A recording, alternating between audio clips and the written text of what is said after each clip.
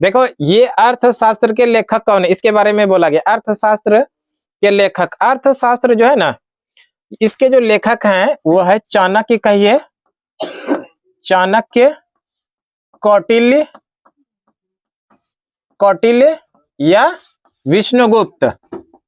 ये तीनों एक ही व्यक्ति है, विष्णुगुप्त। चाणक्य, कौटिल्य या विष्णुगुप्त, ये इन्होंने ही अर्थशास्त्र पुस्तक लिखा है।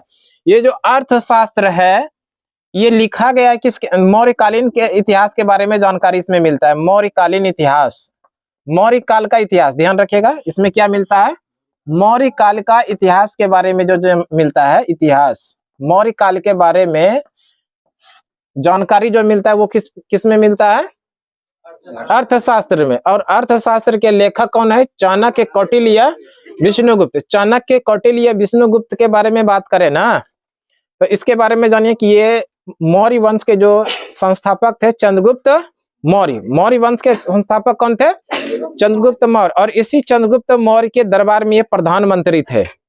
इसी चाणक्य, कौटिल्य या विष्णुगुप्त के सहयोग से इन्होंने यानी चंद्रगुप्त मौर्य ने नंद वंश का अंतिम शासक घनानंद को पराजित करके मगध साम्राज्य में एक नए वंश की शुरुआत किया था जिसका नाम है मौर्य वंश। और जब मौर्य वंश की शुरुआत हुआ, चंद्रगुप्त मौर्य ने शासन शुरू किया तो अपने दरबार में अपने शासन काल में प्रधानमंत्री नियुक्त किया, किनको, चाणक्य को, कौटिल्य को या विष्णुगुप्त को। और इसी चाणक्य, कौटिल्य या विष्णुगुप्त ने एक प्रसिद्ध पुस्तक लिख दिया जिसका नाम है अर्थशास्त्र, जो राजनीति पर आधारित है। ध्यान रखिएगा ये भी कि ये किस पर आधारित है, राजनीति पर आधारित है। किस पर आधारित है ये, राजनीति पर आधारित है, आधारित है, आधारित है। किस पर आधारित है ये, राजनीति पर। और एक है अर्थशास्त्र के जनक, ध्यान रखिएगा अर्थशास्त्र ये है विषय वाला, ये था पुस्तक, अर्थशास्त्र के पुस्तक चाणक्य, कौटिल्य, विष्णुगुप्त। एक है अर्थशास्त्र के जनक, अर्थशास्त्र के जनक बोलो या अर्थशास्त्र के पिता बोलो, है ना, ये थे एडम स्मिथ। ये कौन है, एडम स्मिथ। अर्थशास्त्र के पिता या अर्थशास्त्र के जनक किसे कहते हैं, एडम स्मिथ को। और एक है अर्थशास्त्र का पुस्तक जिसके लेखक कौन है, चाणक्य, कौटिल्य या विष्णुगुप्त है। ठीक है, ठीक है, नेक्स्ट क्वेश्चन देखिए प्रश्न में क्या है, बौद्ध धर्म के किस ग्रंथ में 16 महाजनपद की चर्चा है। यानी कि प्रश्न जो पूछा गया है कि बौद्ध धर्म का कौन सा ग्रंथ है और इस ग्रंथ में जो प्राचीन भारत का जो 16 महाजनपद है, इस 16 महाजनपद के बारे में लिखा गया है। ये है अंगुत्तर निकाय। ध्यान रखिएगा बौद्ध धर्म का एक प्रसिद्ध ग्रंथ है जिसका नाम है अंगुत्तर निकाय, अंगुत्तर निकाय। और इसी अंगुत्तर निकाय के अंदर में 16 महाजनपद के बारे में चर्चा किया गया। एक अंगुत्तर निकाय बौद्ध धर्म से संबंधित है और एक है भगवती सूत्र, भगवती सूत्र। और ये जो भगवती सूत्र है ना, ये भगवती सूत्र किस धर्म से संबंधित है, तो ध्यान रखिएगा जैन धर्म से, जैन धर्म। और इस भगवती सूत्र में भी भारत के 16 महाजनपद की चर्चा किया गया है। महाजनपद, 16 महाजनपद की चर्चा। अगर आपसे प्रश्न में पूछे कि जैन धर्म के किस ग्रंथ में 16 महाजनपद की चर्चा की गई है, तो आंसर करेंगे भगवती सूत्र। और अगर बौद्ध धर्म का जो पूछा गया सवाल है तो वो है अंगुत्तर निकाय। क्लियर है, 16 महाजनपद यानी कि प्राचीन काल में भारत 16 महाजनपद में विभाजित था। 16 महाजनपद, इस 16 महाजनपद में जो सबसे शक्तिशाली महाजनपद था वो था मगध। कौन सा था, मगध था, जो कि गंगा, सोन और पुनपुन नदी के संगम पे बसा हुआ था।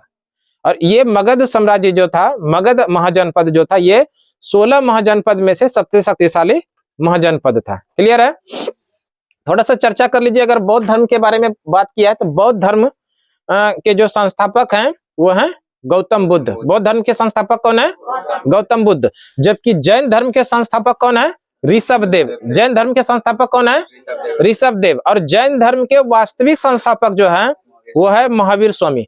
जैन धर्म में कुल मिला के 24 तीर्थंकर हुए। कितने, 24।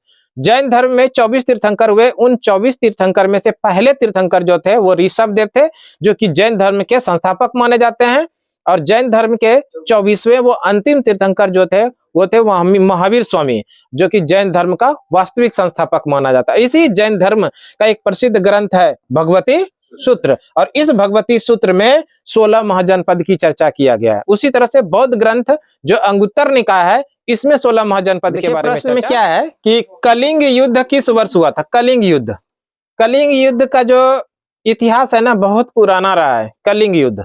सबसे पहले तो ये हम समझ लेते हैं कि कलिंग जो है वर्तमान समय का जो क्षेत्र है, ये कलिंग कहाँ का है। कलिंग जो है वर्तमान में उड़ीसा का क्षेत्र है। कहाँ है? उड़ीसा। ये उड़ीसा का जो प्रसिद्ध जगह है वो है, पहले कहलाता था कलिंग। कलिंग का जो प्रसिद्ध युद्ध हुआ था वो 261 ईसा पूर्व हुआ था। कब? 261 ईसा पूर्व। और इस कलिंग को युद्ध को जो जीता था सम्राट अशोक। किसने जीता था? सम्राट अशोक। सम्राट अशोक के बारे में बात करें ना, ये मौर्य वंश का तीसरा शासक था। मौर्य वंश का तीसरा शासक था, और मौर्य वंश में जितने भी शासक हुए उन सभी शासकों में सबसे महान शासक माने जाते हैं। मौर्य वंश में सबसे महान शासक माने जाते हैं सम्राट अशोक। और इस सम्राट अशोक ने 261 ईसा पूर्व एक प्रसिद्ध युद्ध जीता था, कलिंग का युद्ध।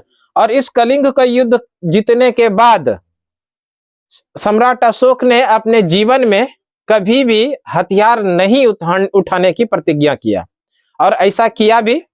उन्होंने इतना ही नहीं, बौद्ध धर्म को अपनाया भी। प्रश्न यहां से पूछता है कि सम्राट अशोक ने किस युद्ध के बाद बौद्ध धर्म को अपना लिया, तो कलिंग युद्ध के बाद, है ना। कलिंग युद्ध के बाद सम्राट अशोक ने अपने जीवन में कभी भी हथियार नहीं उठाने की प्रतिज्ञा किया, और साथ में उन्होंने बौद्ध धर्म को अपना लिया। और बौद्ध धर्म को अपना ही नहीं लिया, बल्कि अपने पुत्र महेंद्र और पुत्री संघमित्रा को बौद्ध धर्म के प्रचार प्रसार के लिए उन्होंने श्रीलंका भेज दिया। ठीक है। और साथ में बौद्ध धर्म के जो संस्थापक थे गौतम बुद्ध, इनका जन्म स्थली है कपिलवस्तु लुम्बिनी। इस कपिलवस्तु लुम्बिनी जो नेपाल के अंदर है, इस जगह को यानी कपिलवस्तु और लुम्बिनी को पूरी तरह से कर मुक्त कर दिया था। इस तरह से प्रभाव पड़ा गौतम बुद्ध यानी बौद्ध धर्म का सम्राट अशोक पर। यहाँ जो प्रश्न आप लोगों के लिए पूछा गया था क्या था? कलिंग युद्ध किस वर्ष हुआ था? 261 ईसा पूर्व हुआ था। किसने जीता था? सम्राट अशोक। ये जो कलिंग वर्तमान समय में है, किस राज्य में है कलिंग? उड़ीसा में वर्तमान में।